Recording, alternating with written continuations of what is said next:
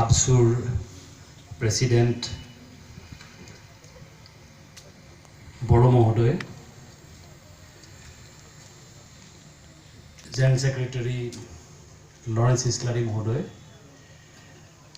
মঞ্চৰ ভৱিষ্যত বিশিষ্ট ব্যক্তিসকল আৰু মোৰ শ্ৰদ্ধাৰ ৰাইজ, আজি মই সৰ্বপ্ৰথমে প্ৰমোদ আৰু লৰেন্সক ধন্যবাদ জনাইছোঁ যে তেওঁলোকে মোক এই অনুষ্ঠানত মাতি আনিছে, কাৰণ এই অনুষ্ঠানৰ লগত মোৰ এটা সম্পৰ্ক আছে। মই সেই সম্পৰ্কটো অলপ পিছত আপোনালোকক ক'ম।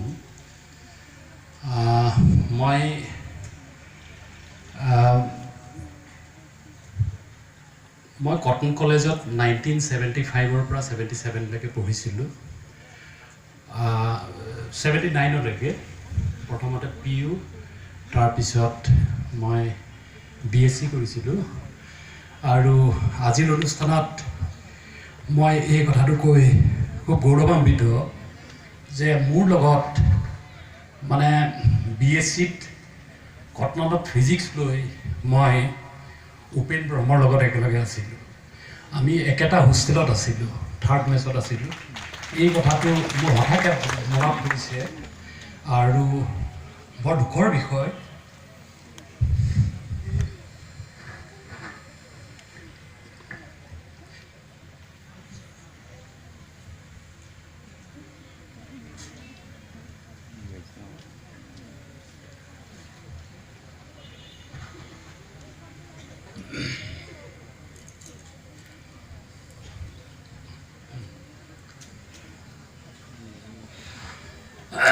মই উপেনৰ লগত যেতিয়া আছিলোঁ, মই সেই কথাখিনি অলপ ক'ব লাগিব। আচলতে সেই মোৰ আপোনালোকে জানে যে মই ফিজিক্সত অনাৰ্ছ লৈ পঢ়িছিলোঁ, উপেনো ফিজিক্সত অনাৰ্ছ লৈ পঢ়িছিলোঁ। মোৰ লগত খুব ক্ল'জ আছিলে আৰু মই তাকে ভাবোঁ যে সময়বিলাক কেনেকৈ পাৰ হৈ যায়। আচলতে এইবিলাক বৰ ইম'চনেল কথা, কাৰণ আমি অসমীয়া সমাজে এটা সময়ত বহুত হিষ্টৰিকেল ভুল কৰিছোঁ, আৰু এই কথাটো মই যিহেতু উপেনৰ লগত একেলগে আছিলোঁ সেইকাৰণে মই খুব ভালধৰণে বুজি পাওঁ কথাবোৰ। তেওঁ যি সময়ত আমাৰ অসম আন্দোলন হৈছিলে 79 to 85, কেনেকুৱা ধৰণে লাগিছিলে মই গোটেই কথাবোৰ গম পাওঁ। কিন্তু তাৰপিছত আমাৰ যিবিলাক হিষ্টৰিকেল ব্লাণ্ডাৰ হৈ গ'ল, আচলতে এতিয়া সেইবিলাক কথা কৈ একো লাভ নাই। কিন্তু মই সঁচাকৈ তাক বৰ সোঁৱৰোঁ, আৰু গতিকে মই সেইকাৰণে আজি বিশেষকৈ মই আমাৰ প্ৰেচিডেণ্ট আৰু জেনেৰেল ছেক্ৰেটাৰীক সেইকাৰণে ধন্যবাদ জনাইছোঁ যে মোক এই অনুষ্ঠানলৈ মাতিছে। মই এই কথাখিনি কেতিয়াবাৰ পৰা ক'ম বুলি ভাবি আছিলোঁ। আচ্ছা, এনিৱে এতিয়া আমি 1996 চনৰ যিদিনাখন এই ঘটনাটো ঘটিছিলে চান্দা বসুমতাৰী সম্পৰ্কে, মই তেখেতৰ পৰিবাৰৰ লগতো তেনেকৈ চিনাকি নাছিলে, কিন্তু আজিহে মই ভালকৈ অলপ গম পাইছোঁ আপোনাৰ কথাটো। গতিকে এই সময়ত আপোনালোকৰ যিটো পৰিস্থিতি আছিলে অসমৰ, মানে 79 to 85 আছাম এজিটেশ্যন, তাৰপিছতেই গোটেই প্ৰব্লেমবিলাক ষ্টাৰ্ট হৈছে। আপোনালোকে নিশ্চয় দেখিছে আলফাৰ ৰাইজ হ'ল, তাৰপিছত BSF পিছত BLTৰ পিছত NDFB সংবিজিত, বা এতিয়া NDFB চাউৰাগদা বুলিও কয় বহুতে, বা এইটো এটা ডাঙৰ এটা চলি আহিছে। কিন্তু মই এটা কথা সদায় উপলব্ধি কৰোঁ যে আমি অসমখনত মানুহখিনি যদি জীয়াই থাকিব লাগে, আমি যদি এজনে ইজনৰ দুখবিলাক উপলব্ধি কৰিব নোৱাৰোঁ, তেতিয়াহ'লে কিন্তু আমাৰ প্ৰগ্ৰেছ হোৱাটো বৰ দিগদাৰ আচলতে, সেইটো কথা। গতিকে এই অনুষ্ঠানত মই এই কথাখিনি ক'বলৈ খুব ব্যগ্ৰ হৈ আছিলোঁ। আৰু ইতিমধ্যে আপোনালোকে এটা কথা গম পায়, মই যদিও ছাবজেক্টটোৰ ওপৰত এতিয়া কোৱা নাই, অলপ পিছত ক'ম মই ডেফিনেটলি। মই আৰু এটা কথা এইখিনিতে ক'ব খুজিছোঁ যে অসম চুক্তিৰ 6 নম্বৰ দফা বুলি যিটো দফাৰ কথা কৈছে, তাত মানে আমাৰ ইণ্ডিজিনাছ পপুলেশ্যনক আমি কেনেকৈ প্ৰটেকশ্যন দিব পাৰোঁ সেইটোৰ ওপৰত বিশিষ্টভাৱে আলোচনা কৰা হৈছে। আৰু বৰ্তমানৰ যি গভৰ্ণমেণ্ট অফ ইণ্ডিয়া আছে বা গভৰ্ণমেণ্ট অফ আছাম আছে, তেওঁলোকেও এই ক্ষেত্ৰত যথেষ্টখিনি কাম কৰিবলৈ চেষ্টা কৰিছে। আৰু ভগৱানৰ ইচ্ছা ময়ো এই সমিতিত এজন সদস্য হিচাপে আছোঁ। গতিকে ইয়াত মই এটা কথাই আপোনালোকক খালি ক'ব খুজিছোঁ, ইয়াতে বহুত কিছুমান কণ্ট্ৰভাৰ্চিও হৈছে। আমাৰ BTADৰ কেইবাটাও অৰ্গেনাইজেশ্যনে এইটো অপ'জ কৰিছে, কিন্তু মই এটা কথাই আপোনালোকক খালি এটা অনুৰোধ জনাওঁ যে ট্ৰাইবেল ৰিপ্ৰেজেণ্টেটিভ নোহোৱা বুলি তেনেকুৱা ধৰণৰ এটা কথা ওলাইছে, যিটো সম্পৰ্কে গভৰ্ণমেণ্ট অফ ইণ্ডিয়াই অৱশ্যে এই সম্পৰ্কে এটা বিস্তৃত ব্যৱস্থা ল'ব বুলি কৈছে।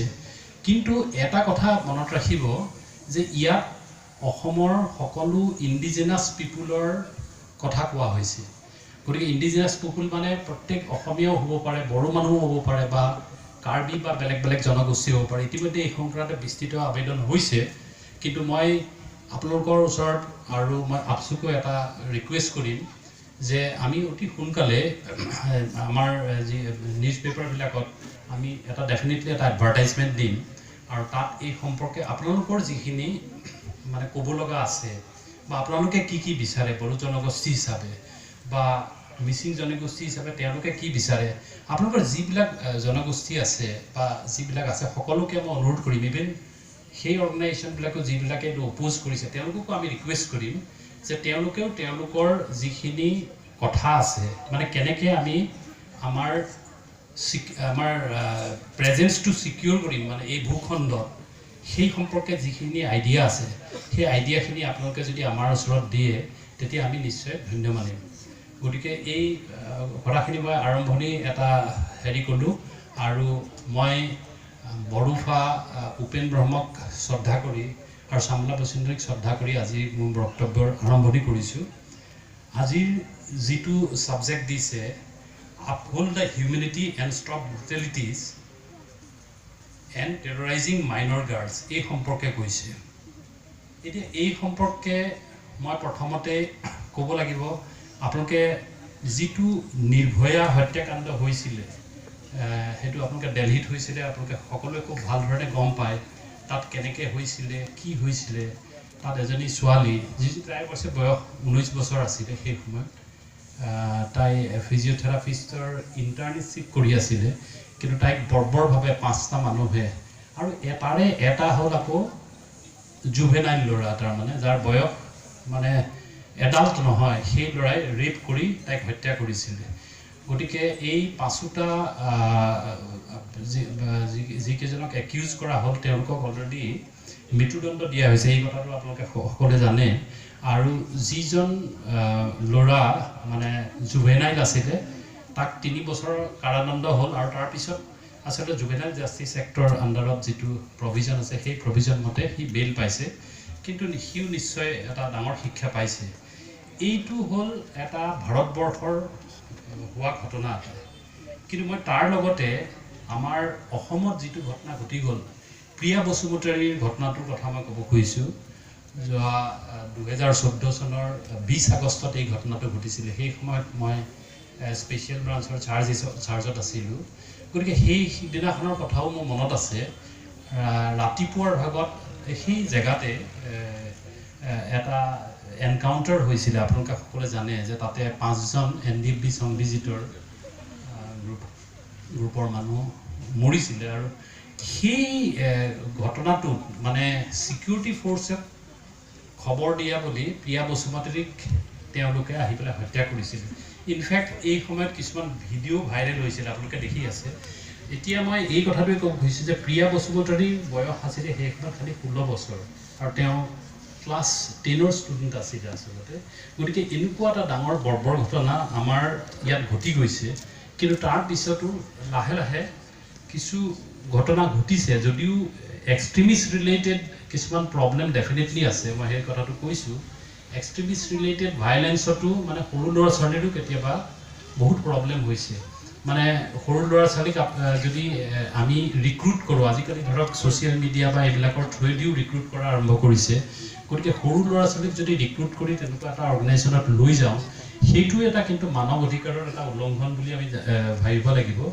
গতিকে এই এক্সট্ৰিমিষ্ট গ্ৰুপবিলাকে যিবিলাক এনেকুৱা ধৰণৰ কাম কৰে, সেইটো আমি সকলোৱে বিৰোধিতা কৰিব লাগিব। কিন্তু বিৰোধিতা আমি কেনেকৈ ধৰণে কৰিম সেই সম্পৰ্কে আমি নিশ্চয় বিস্তৃতভাৱে আলোচনা কৰিম। কিন্তু এটা কথা মনত ৰাখিব লাগিব যে কোনো এটা এক্সট্ৰিমিষ্ট সংগঠন যেতিয়া হয়, তেওঁলোকে কিছু ফাণ্ডামেণ্টেল ডিউটি যিটো গভৰ্ণমেণ্টে পালন কৰিব পৰা নাই, সেইটোৰ কাৰণে লাহে লাহে এই ঘটনাবিলাকৰ উদ্ৰেক হয়। আৰু বহুত ক্ষেত্ৰত দেখা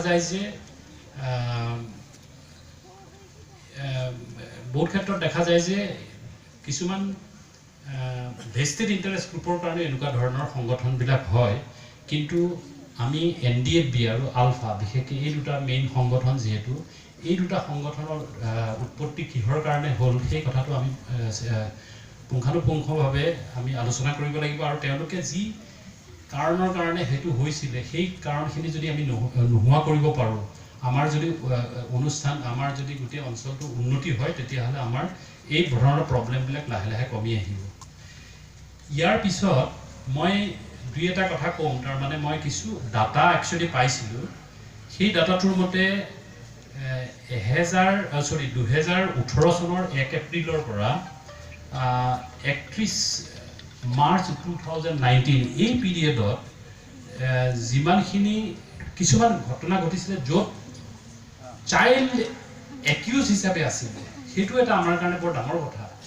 তাৰমানে ধৰক এই তথ্যখিনি সেইদিনাখন আমাৰ ছ'চিয়েল এক্টিভিষ্ট এগৰাকীয়ে তেওঁৰ এটা লিখনিত লিখিছে। গতিকে সেই কথাটোত মানে তেওঁ যিখিনি তথ্য দিছে সেইটোৰ মতে এই পিৰিয়ডত মানে 1/4/2018 to 31/3/2019 এই পিৰিয়ডত বহুত দুৰ্ঘটনাৰ ঘটনা ঘটিছে। অসমৰ কথা মই কৈ আছোঁ, ধৰক চুৰি ঘটনা ঘটিছে য'ত 336 জন 336 চাইল্ড ইনভলভ আছে বুলি কৈছে। ঠিক তেনেধৰণেৰে মাৰ্ডাৰ ঘটনাটো 122 জন ইনভলভ আছে, মানে সৰু ল'ৰা ছোৱালীৰ কথা। ৰেপৰ ক্ষেত্ৰতো আচৰিত কথা 289 ইনভলভ আছে। I am talking about child offenders actually.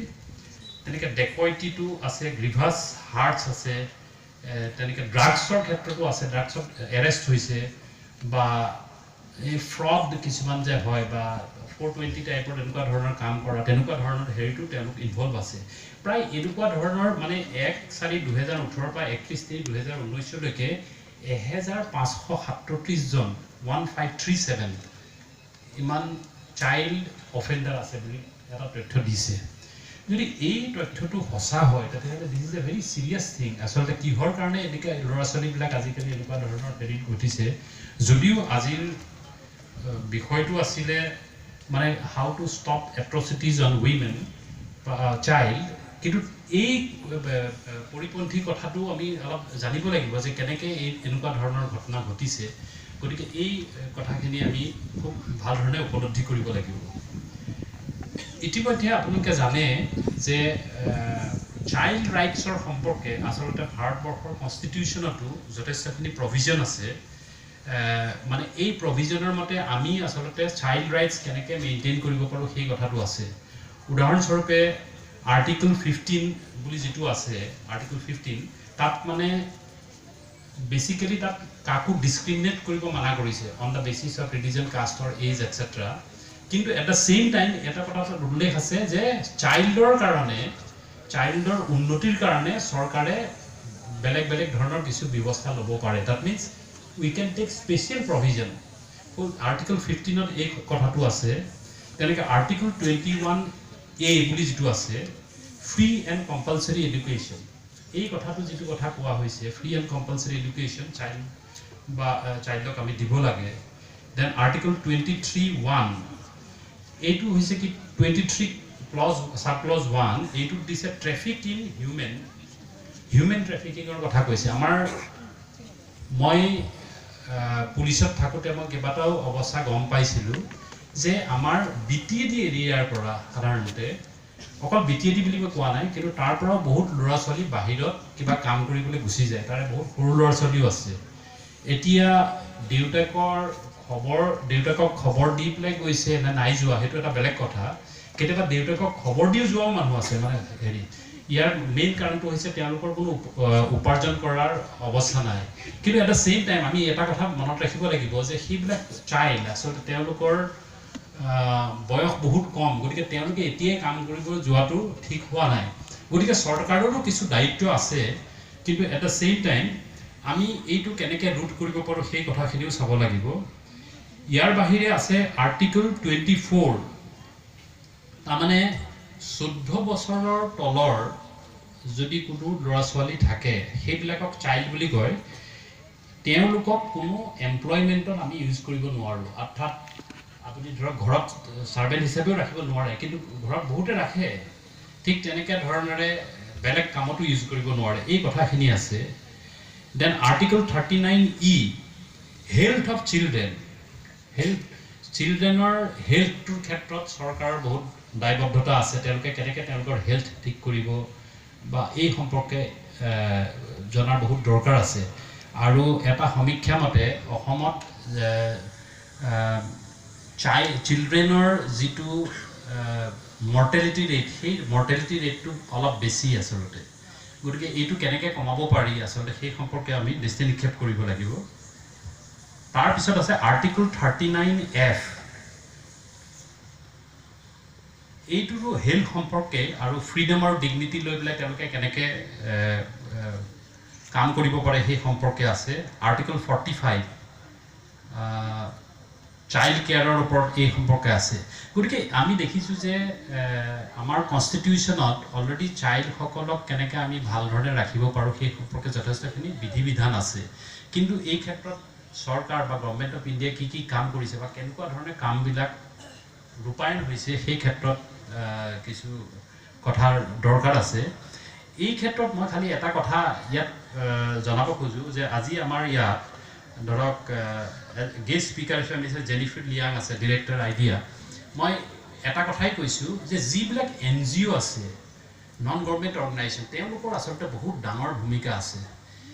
মানে মই দেখিছোঁ যে মই যিহেতু চৰকাৰী চাকৰিত আছিলোঁ, সেইকাৰণে মই গম পাওঁ যে আমি যেতিয়া চৰকাৰে কিবা এটা ডাঙৰ ভাল প্লেন এটা লয়, সেই প্লেনটো কিন্তু কাৰ্যক্ষেত্ৰত মানে ফিল্ডত হৈছে নাই, মানে সেইটো যদি জানিব লাগে, সেইটো কিন্তু চৰকাৰে আচলতে চৰকাৰৰ সেই কেপেবিলিটিটো নাই, কাৰণ আমাৰ ইমানখিনি মানুহ নাই। এই কেপেবিলিটিটো যিটো লাষ্ট মাইল কানেক্টিভিটি বুলি যিটো কয়, এইটো কিন্তু এই NGO বিলাকে দিয়ে। মই এটা উদাহৰণ আপোনালোকক কৈছোঁ। ভাৰত স্বাধীন হোৱাৰ আগতে বা ভাৰত স্বাধীন হোৱাৰ বহুত আগত আচলতে যেতিয়া মিছনাৰীবিলাক আহিছিলে, আপোনালোকে দেখিব যে সেই মিছনাৰীবিলাকে বহুত ইণ্টেৰিয়ৰ ভিলেজত আছিলে, আৰু সেই ইণ্টেৰিয়ৰ ভিলেজত তেওঁলোকে এডুকেশ্যন দিছিলে, হেৰি দিছিলে, আৰু তাৰপিছত তাত মানুহখিনিক খ্ৰীষ্ট ধৰ্মলৈ ৰূপান্তৰিত কৰিছিলে। এতিয়া এই হেৰিটো কিন্তু আমি সেই লাষ্ট মাইল কানেক্টিভিটি একচুৱেলি সেই NGO বিলাকে দিব পাৰে। গতিকে আমাৰ ইয়াতো গভৰ্ণমেণ্টৰ যিবিলাক ডেভেলপমেণ্টেল প্ৰগ্ৰেম আছে, সেই প্ৰগ্ৰেমত আচলতে আমি কেনেকৈ ধৰণেৰে NGO বিলাকক ভাল NGO বিলাকক কেনেকৈ ধৰণে ইউজ কৰিব পাৰোঁ, সেইটো যদি ইউজ কৰিব পাৰোঁ, তেতিয়াহ'লে আমাৰ চিলড্ৰেনৰ প্ৰতি চৰকাৰৰ যি দায়বদ্ধতা বা চিলড্ৰেনৰ প্ৰতি সমাজৰ যিটো দায়বদ্ধতা, সেইটো আমি খুব ভাল ধৰণে পালন কৰিব পাৰিম। আৰু চৰকাৰৰ যিবিলাক প্লেনছ এণ্ড প্ৰগ্ৰেমছ আছে, সেই প্ৰগ্ৰেমছবিলাক আমি এফেক্টিভলি ইমপ্লিমেণ্ট কৰিব পাৰিম। এতিয়া ইয়াতে আৰু এটা কথা ক'ব লাগিব যে এই বছৰটো তাৰমানে 2019, it is the 30th year of the United Nations Convention on the Rights of Child বুলি যিটো কয়, সেইটোৰ 30 বছৰ। কিন্তু এইটো ভাৰতবৰ্ষই 1992 চনতে এইটো চাইন কৰিছিলে। গতিকে তাত সেই যিটো কনভেনশ্যন হৈছিলে, গতিকে আমি চৰকাৰ হিচাপে আমি ইভেন আন্তঃৰাষ্ট্ৰীয় বা ইণ্টাৰনেশ্যনেল যিবিলাক অৰ্গেনাইজেশ্যন আছে, তেওঁলোকৰ ওচৰতো আমি দায়বদ্ধ যে আমি ল'ৰা ছোৱালীৰ যিখিনি কাম আমি কৰিবলৈ আমি চহী কৰিছিলোঁ সেই কনভেনশ্যনখনত, সেইখিনি আমি ঠিকমতে দিব পাৰিছোঁ নাই, সেই কথাখিনিও আমি আচলতে ইয়াত ক'ব লাগিব। এই ক্ষেত্ৰত গতিকে সেই হিচাপেও আজিৰ দিনটো মানে এই বছৰটো খুব ইম্পৰ্টেণ্ট, আৰু সেইকাৰণে মই ধন্যবাদ জনাইছোঁ যে আবছুৱে আচলতে এনেকুৱা এটা টপিক লৈছে যিটো আজিৰ দিনৰ লগত ভাল ধৰণে সামঞ্জস্য আছে আচলতে। আৰু এইটো কথা ইয়াতে মই এটা কথা ক'বলৈ আপোনালোকৰ ওচৰত আগবাঢ়িছোঁ। কিছুদিনৰ আগতে আমাৰ অসম পুলিচৰে এজন IGP আছে, সুৰেন্দ্ৰ কুমাৰ বুলি, তেওঁ হ'ল IGP CID। তেখেতে মানে আপোনালোকে জানে যে চিলড্ৰেনৰ যিখিনি ৰাইটছ আছে, সেই ৰাইটছ লৈ আমাৰ ভাৰত চৰকাৰটো খুব দায়বদ্ধ। ঠিক সেই ধৰণেৰে কিন্তু আমাৰ জুডিচিয়াৰো খুব দায়বদ্ধ। আপোনালোকে জানে যে ইভেন হাইকোৰ্টত ল'ৰা ছোৱালীবিলাকক ভাল ধৰণে ট্ৰিটমেণ্ট কৰা হৈছে নাই, তেওঁলোকৰ এগেইনষ্টে কেছবিলাক ভাল ধৰণে ইনভেষ্টিগেশ্যন কৰা হৈছে নাই, সকলোৱে নিজৰ দায়িত্ব পালন কৰিছে নাই, সেইকাৰণে হাইকোৰ্টতো এটা কমিটি আছে আৰু সুপ্ৰিম কোৰ্টতো তেনেকুৱা ধৰণৰ এটা আছে। গতিকে এই সময়ত সুৰেন্দ্ৰ কুমাৰে আচলতে এই ক্ষেত্ৰত যথেষ্টখিনি আগভাগ লৈছিলে আৰু কিছুদিনৰ আগতে আচলতে অসমৰ মাননীয় মুখ্যমন্ত্ৰী মহোদয়ে এখন কিতাপ উলিয়াইছে যিখনক কোৱা হৈছে যে role of duty bearers in child protection. এইখন আমাৰ কাৰণে বহুত ইম্পৰ্টেণ্ট। মই যদি ছফ্ট কপি আছে সেইটো আপোনালোককো দিম আৰু আপোনালোকে চবৰ লগত চাৰ্কুলেট কৰিব লাগে। ইয়াৰ কাৰণটো হৈছে কি, ইয়াত তাৰমানে চাইল্ডৰ প্ৰটেকশ্যনৰ কাৰণে আমি যিখিনি কাম কৰিব লাগে প্ৰত্যেক অনুষ্ঠানৰে বেলেগ বেলেগ দায়িত্ব আছে। ফৰ ইনষ্টেঞ্চ মই আপোনাক কৈছোঁ, দায়িত্ব আছে ডিষ্ট্ৰিক্ট মেজিষ্ট্ৰেটৰ, তাৰমানে ডিচিৰ কথা কৈছোঁ, ডিচিৰ কি কি দায়িত্ব সেই কথাখিনিও ইয়াত লিখা আছে। আৰু ইয়াত বহুত ষ্টেক হোল্ডাৰ আছে। আচলতে ষ্টেক হোল্ডাৰ মানে কি, কোনে কোনে হেল্প কৰে সেই ষ্টেক হোল্ডাৰবিলাক আছে। গতিকে roll of DM, roll of পুলিচৰ ৰোলটো চবতকৈ ডাঙৰ ইয়াত আচলতে। গতিকে ৰোল অফ পুলিচ, অকল ৰোল অফ পুলিচ বুলি ক'লেই নহ'ব, তাত কি কি ব্ৰাঞ্চত পুলিচৰ ডিউটি আছে। তাৰমানে আপোনালোকে জানে যে juvenile justice care and protection of children act 2015 যিখন আছে, তাতো পুলিচৰ বহুত ডিউটিৰ কথা কোৱা হৈছে। ঠিক সেই ধৰণেৰে চাইল্ড ছেক্সুৱেল এবিউজ যদি হয় তেতিয়াহ'লে কি কি কাম পুলিচে কৰিব লাগিব এই সম্পৰ্কে বিস্তৃত বিৱৰণ এই কিতাপখনত আছে। তেনেকৈ মিচিং চিলড্ৰেনৰ ক্ষেত্ৰত যদি কোনোবা এজন ল'ৰা বা ছোৱালী নাইকিয়া হয়, মানে চিলড্ৰেনৰ কথা কৈ আছোঁ, গতিকে সেই ক্ষেত্ৰত পুলিচে কি কি ব্যৱস্থা ল'ব লাগিব। জাষ্ট এটা এণ্ট্ৰি কৰি থ'লে নহ'ব, তেওঁলোকে আৰু বহুত কাম কৰিবলগীয়া আছে। এই সম্পৰ্কে কি কি কৰিব লাগে এই সম্পৰ্কে বিস্তৃত তথ্য। যেনেকৈ আপোনালোকে জানে যে চাইল্ড মেৰিজ যিটো হয়, মানে সৰু ল'ৰা ছোৱালীক বিয়া দি দিয়ে, আজিকালি এনেকুৱা ধৰণৰ ঘটনা বহুত ঘটনা ঘটিছে। গতিকে সেই ক্ষেত্ৰত আমি কি কি ব্যৱস্থা পুলিচে ল'ব লাগিব। তেনেকৈ আৰু এটা ইম্পৰ্টেণ্ট হৈছে চাইবাৰ ক্ৰাইম বুলি। চাইবাৰ ক্ৰাইম আচলতে এতিয়া আমাৰ বৰ ডাঙৰ এটা প্ৰব্লেম হৈ পৰিছে। গতিকে সেই চাইবাৰ ক্ৰাইমৰ ক্ষেত্ৰত পুলিচে কি কি ব্যৱস্থা ল'ব লাগে সেই সম্পৰ্কেও ইয়াত কিছু তথ্য আছে। যেনেকৈ চাইল্ড ভিকটিমছ ফ্ৰম চিডুল কাষ্ট আৰু চিডুল ট্ৰাইব কমিউনিটিৰ পৰা অহা চাইল্ডক যদি কিবা এট্ৰচিটি কৰা হয় তেতিয়া ক্ষেত্ৰত খুব ডাঙৰ মানে খুব ৰিগৰাছ আইন আছে আচলতে। গতিকে সেই ক্ষেত্ৰত আমি কি কি কৰিব লাগিব এই সম্পৰ্কে বিস্তৃত তথ্য আছে। ইয়াৰ বাহিৰেও আৰু ষ্টেক হোল্ডাৰ আৰু কাৰ কথা ইয়াত এই কিতাপখনত লিখিছে। এইখন হৈছে এডুকেশ্যন ডিপাৰ্টমেণ্ট। এডুকেশ্যন ডিপাৰ্টমেণ্টৰ কিন্তু বহুতখিনি কাম আছে। তেওঁলোকে স্কুলত কি পাঠ্যক্ৰম দিব, স্কুলত কেনেকৈ ল'ৰা ছোৱালীক আগবঢ়াব এই সম্পৰ্কে ডিটেইলছ কথাখিনি ইয়াত আছে। তেনেকৈ হেল্থ ডিপাৰ্টমেণ্ট, সৰু বাচ্চা এটাৰ যদি স্বাস্থ্য ভাল নহয় তেতিয়াহ'লে আৰু সেই বাচ্চাক যদি চোৱা কোনো মানুহ নাই তেতিয়াহ'লে কিন্তু চৰকাৰৰ দায়িত্ব যে তেওঁলোকক মানে এটা প্ৰটেক্টিভ কেয়াৰ দিয়ে। কিন্তু এই কথাখিনি চৰকাৰক কোনে জনাব? গতিকে সেইকাৰণে মই NGOৰ কথা কৈছোঁ। NGOৰ একচুৱেলি খুব ডাঙৰ ভূমিকা আছে। আৰু অৱশ্যে BTADত এইটো নাই, কিন্তু আমাৰ অসমৰ বিভিন্ন জেগাত গাঁওবুঢ়া পদ্ধতি আছে। ইয়াত যেনেকৈ বেলেগ এটা ছিষ্টেম আছে, তাৰ বাহিৰে গাঁওবুঢ়া আছে। গতিকে তেওঁলোকৰো বহুত দায়িত্ব আহি পৰিছে। আচলতে এই দায়িত্বটো মানে তেওঁলোকে যদি তেনেকুৱা ধৰণৰ দেখি পেলাই তেওঁলোকে লগে লগে জনাব লাগে। আৰু আজিকালি ছ'চিয়েল মিডিয়াটো আমি বেয়া কামৰ কাৰণে ইউজ কৰোঁ বহুতে, কিন্তু ছ'চিয়েল মিডিয়াটো যদি আপুনি এটা ভাল কামৰ কাৰণে ইউজ কৰে, ধৰক এটা বাচ্চা, মই এটা এক্সাম্পল দিছোঁ, বাচ্চা এটা ৰাস্তাত পৰি আছে, আপুনি আহি পেলাই নি পেলাই ডক্টৰক দিলেগৈ, এই গোটেই বস্তুখিনি ভিডিঅ' ৰেকৰ্ডিং কৰি পেলাই আপোনালোকে এইটো ছ'চিয়েল মিডিয়াত দি দিয়ক। আৰু তেতিয়া ছ'চিয়েল মিডিয়াত দিয়াৰ লগে লগে ছ'চিয়েল মিডিয়া আজিকালি ইমান ষ্ট্ৰং, মানে বেয়া বস্তু মই দিব কোৱা মানা কৰিছোঁ দেই। যদি কোনো একশ্যন হোৱা নাই তেতিয়াহে মই এইটো কৰিব কৈছোঁ। কাৰণ আমি চৰকাৰৰ যিবিলাক বিভিন্ন ডিপাৰ্টমেণ্ট আছে তেওঁলোকৰ ওপৰতো প্ৰেছাৰ ক্ৰিয়েট কৰিব লাগিব যাতে দে এক্ট। গতিকে সেই তেনেকুৱা ধৰণৰ কামো কৰিব পাৰে আপোনালোকে। That will be a positive use of social media, যাতে সেই বাচ্চাটোৰ এটা ভাল উপকাৰ হয় তাৰমানে। ঠিক তেনেকৈ হেল্থ ডিপাৰ্টমেণ্ট, মানে লেবাৰ ডিপাৰ্টমেণ্টো আছে। এই লেবাৰ ডিপাৰ্টমেণ্টৰ ক্ষেত্ৰত মই বিশেষকৈ পাৰ্টিকুলাৰলি BTADৰ ক্ষেত্ৰত মই ক'ব পাৰোঁ, মই কাৰণ বহুত কেছ দেখিছোঁ। ইয়াত বহুত ল'ৰা ছোৱালী বা এনেকৈ মানুহ মানে বেলেগ জেগাত কাম কৰিব যায়, কোনোবাই লৈ যায়, কিন্তু লৈ যাওঁতে কিবা এটা পইচা ইমান দিম বুলি কয় বা নিদিয়ে।